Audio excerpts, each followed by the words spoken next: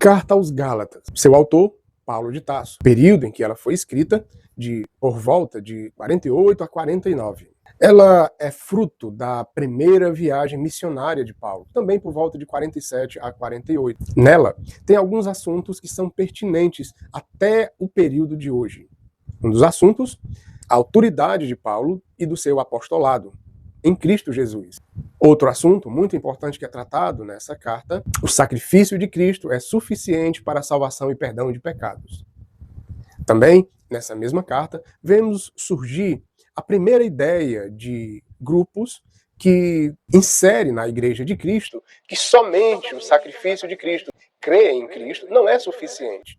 Também é necessário que se guarde as leis de Moisés, que obedeça os mandamentos, os 10 que estão lá, e todo o apanhado de lei da cultura judaica.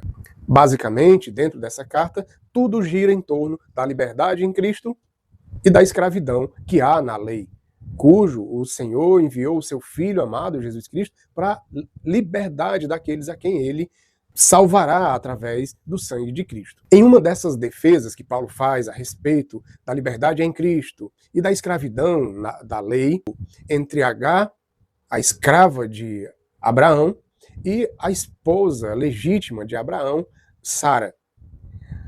Paulo diz que a lei é como Agar, uma escrava, para a escravidão, e Sara, uma legítima esposa para a liberdade e as promessas que Deus fez. Sem o mérito, sem a meritocracia do homem, mas pela misericórdia de Deus completa.